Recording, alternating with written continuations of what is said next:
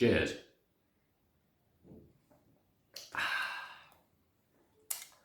Enough of this nonsense. Hello and welcome to this episode of One Question Leads to Another, which is quite seasonal. The question is Christmas becoming too commercialised? At this time of the year, commentators often say that Christmas has lost its value and has basically become an orgy of self-indulgence and consumerism. People will often say, instead of eating, drinking and consuming, we should in fact be celebrating the real Christian values and reflecting on these values.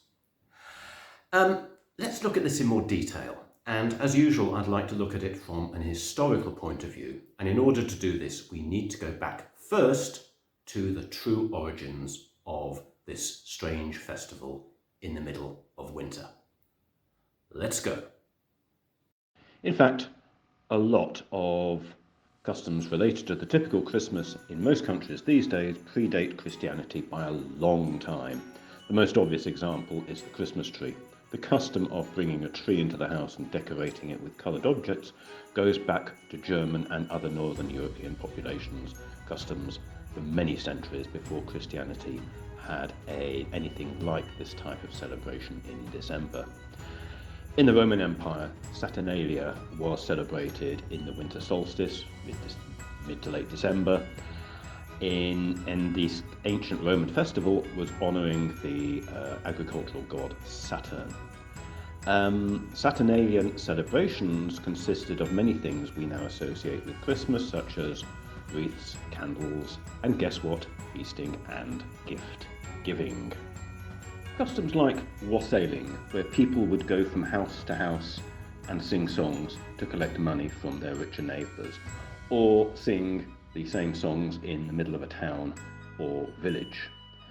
Nowadays, this is called carol singing, and the money goes to charity. The Yule log was used. In fact, the name Yule survives today and is used in many countries to talk about Christmas. The use of Yule to describe this celebration goes back before the Anglo-Saxon pre-Christian kingdoms in England.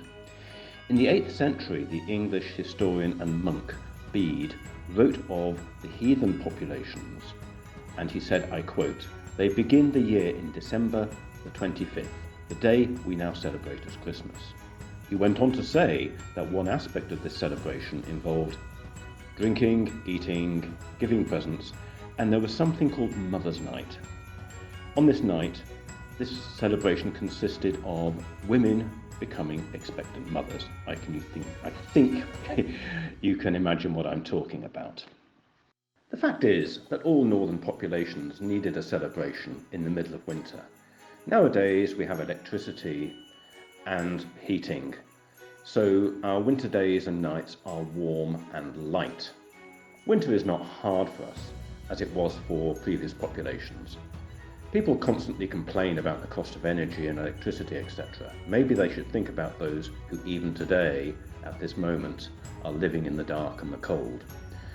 This celebration is also a celebration of the end of the old year and a beginning of the new one. Christianity made Christmas an important celebration quite late on, in order to cement its rather precarious hold in many parts of Europe, especially in the north. They decided to celebrate Jesus' birth in the winter, even if there was absolutely no knowledge about when Jesus was born. This was a common strategy in order to gain support in new territories and among new populations. In order to keep the local population on side, it was best not to upset their celebrations, but we can say hijack them. In some cases, they went to the extent of keeping the original name. Easter, in English, is named after the Saxon goddess of rebirth and spring, Oestra, and the early Christian authorities were very careful not to upset sensibilities of the local people who were used to celebrating the rebirth of the natural world in spring. And so the celebration of the Christian resurrection was superimposed over the top of these original celebrations. By the way, here is a picture of St. Peter's Square, the centre of the world's largest Christian denomination. What can you see in the square? A very large pagan symbol. We call it a Christmas tree. But the Germans were using for many centuries before Christianity existed. But let's come back to the commercialisation of Christmas and see what happened over the years. First of all, when we talk about commercialisation, I think we also need to talk about not just the buying of presents and other goods, but also of eating and drinking.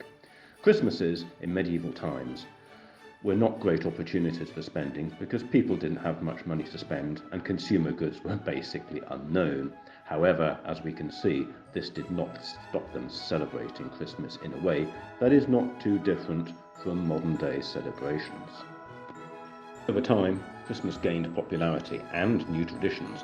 In medieval England, Christmas was a 12-day festival involving all kinds of revelry, from plays to wild feasts and pageants celebrating Jesus' birth. Music, gift-giving, decorations all became the norm. One of the most extravagant feasts that was recorded was celebrated by monarchs like Henry III, whose guests, and I quote, gorged themselves on 600 oxen, it's claimed, in just one 13th century feast. I suspect 600 oxen was a bit much. What is generally referred to as the Protestant Reformation started in the early 1500s, and certainly at the beginning, Christmas celebrations carried on in the normal way in the newly Protestant countries. However, with the birth of more extreme forms of Protestantism like Calvinism, the Presbyterians, and a whole range of other denominations who were generally referred to as the Puritans, Christmas started to be seen by many of these groups who dominated a lot of countries not as a Christian festival, but as a pagan festival in disguise, and it encouraged sinful behaviour. After the Civil War, in the 1640s, there was a parliamentary government in England dominated by various types of Puritans. In 1647, this government made the celebration of Christmas illegal. Apart from being a pagan festival, they believed that Christmas was an excuse for, I quote, drunkenness, promiscuity, gambling, and all forms of excess. I'd quite like to know what these forms of excess were, but I can imagine. They went on to ban the celebration of Whitsun and Easter as well. This ban stayed in place until the restoration of the monarchy under Charles II in 1660. Charles was much more tolerant of people's private beliefs. It is believed he said on many occasions, "You can play or pray as long as you remain loyal to the crown." In Scotland, throughout medieval times, the celebration of Christmas was much the same as in England. With the Reformation, Scottish government was taken over by the powerful Kirk, a Presbyterian church. In 1640, the Scottish Parliament passed a law that made celebrating Yule vacations, i.e. Christmas, illegal. The baking of Yule bread was a criminal act. Although it was no longer illegal to celebrate Christmas after the restoration of the monarchy, Christmas did not become a public holiday again until 1958.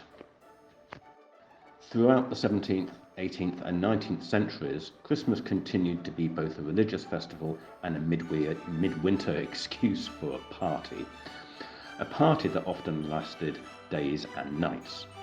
Christmas naturally celebrated to the colonies of all European countries, and perhaps most significant of all, it spread to America. In many parts of America that were dominated by Puritans in the early years, both in the colonial period and the early period of independence, Christmas was banned. With time, this ban ended,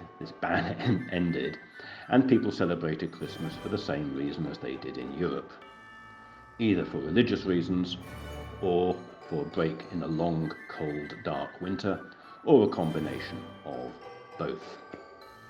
Christmas that we are familiar with today in many parts of the world, particularly the English-speaking parts of the world, was born in the 1840s and the 1850s, when Queen Victoria's husband, Prince Albert of Saxe-Coburg, introduced the Christmas tree into England, or should I say reintroduced the Christmas tree and a lot of other German customs found their way back into the British Isles.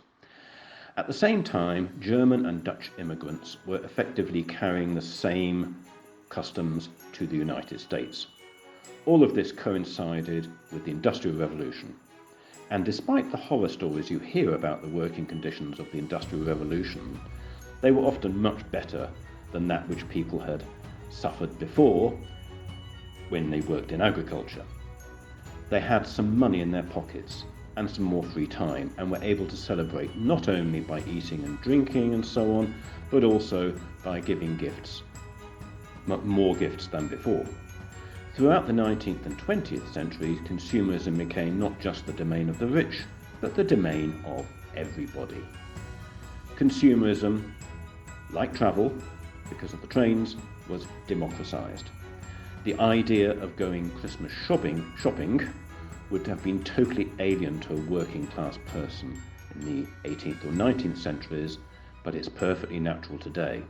And so in a sense, when we talk about commercialization of Christmas, we're not talking about anything new. In reality, buying has just been added to other more secular aspects of Christmas. It can also be said that this aspect of Christmas makes the whole celebration more inclusive, which is particularly important in more diverse societies in which we live today. People, whatever their religious beliefs or absence of religious beliefs, can be part of a shared celebration. Final consideration. Whether or not you believe that the true spirit of Christmas has been diluted or damaged by commercialization is probably a personal thing, and also a matter of your personal religious beliefs or lack of religious beliefs. But however, I would like to add that in a certain sense, the commercialization of society in general is undermining the commercialization of Christmas. I grew up in a relatively rich country. However, there were no music downloads, there was no TV on demand, and basically a lot of the things that are taken for granted and are downloadable today were quite expensive. You couldn't decide to watch a TV series when you wanted to do it just by paying a monthly fee. And so also there was no online shopping, and most products were more expensive. And so the gift giving at Christmas, the excess at Christmas, was special. Maybe we are jaded now because we have much more access to much more luxury all year round.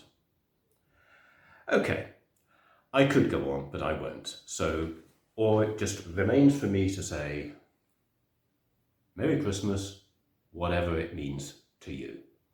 Cheers.